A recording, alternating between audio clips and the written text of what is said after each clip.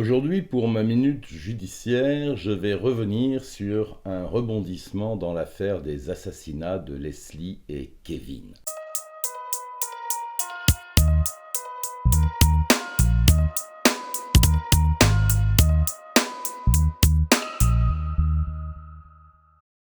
Double assassinat commis dans la nuit du 25 au 26 novembre 2022 à Praec, dans le département des Deux-Sèvres. La disparition de ce jeune couple avait provoqué un emballement médiatique. L'enquête menée par les gendarmes de la section de recherche avait été menée tambour battant, et très vite un suspect est dans le collimateur des enquêteurs, un certain Tom Trouillet, un marginal qui bricole au black et dans le trafic de stupéfiants. Cet individu hébergeait dans sa maison de Praec, dans les Deux-Sèvres, le couple au moment de sa disparition. Et l'emploi du temps de Tom Trouillet ne colle pas avec ses déclarations. Il s'en mêle les pinceaux et les gendarmes sont persuadés qu'il en sait beaucoup plus qu'il ne daigne en dire. Les gendarmes le laissent vivre, comprenez, le surveillent afin de voir avec qui il traîne, et ils sont aussi persuadés que Tom Trouillet n'a pas agi seul. Quelques jours plus tard, les enquêteurs retrouvent des effets personnels appartenant à Kevin dans une benne à déchets, juste à proximité du domicile d'un ami proche du suspect qui va être à son tour surveillé. Et c'est comme ça que, de fil en aiguille, les militaires de la section de recherche de Poitiers remontent 5 individus, tous proches de Tom, dont ce mystérieux Monsieur K, un mercenaire qui revient de combattre en Ukraine. En examinant ses déplacements et sa téléphonie, les gendarmes ont la preuve que Stéphane Mathieu, alias Monsieur K, 24 ans, est arrivé en train du Havre le 26 novembre en toute fin de soirée. Il n'a donc pas pu participer au crime, mais il a été recruté par Nathan Badji, un des membres de l'équipe, en raison de ses compétences, notamment en matière de maniement d'explosifs et surtout en l'espèce, à sa capacité de savoir faire disparaître des corps. Il ressort du dossier que M. K est venu à 2 reprises sur les lieux du double assassinat.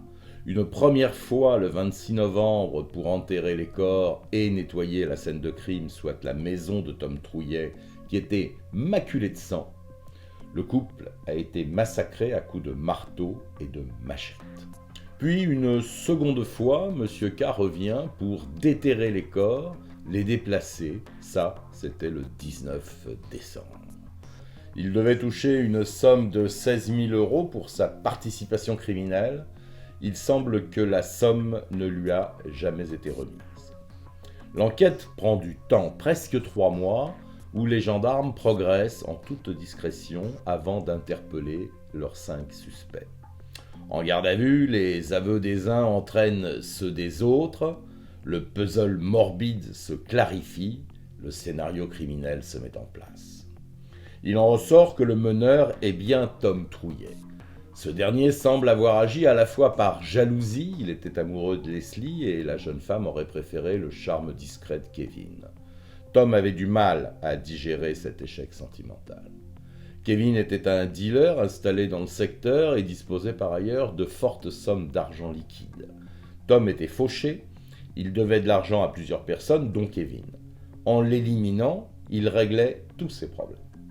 Le couple est tombé dans un véritable guet-apens totalement prémédité. Ils ont été massacrés au moment où ils allaient se coucher, puis transportés, laissés sous une tente avant d'être une première fois ensevelis, puis déplacés à 2 endroits différents. Un double assassinat savamment préparé, commis par des hommes déterminés. L'enquête en est là et le juge considère sans doute à juste titre que M.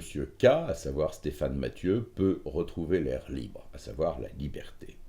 Décision judiciaire, dont acte, mais comment expliquer cette situation aux parents des 2 victimes ? Il semble pourtant établi que Stéphane Mathieu, en arrivant le 26 vers minuit, n'a pas pu participer à l'enlèvement et à la séquestration du couple. Il lui est reproché d'avoir nettoyé, modifié la scène de crime et d'avoir recellé les corps.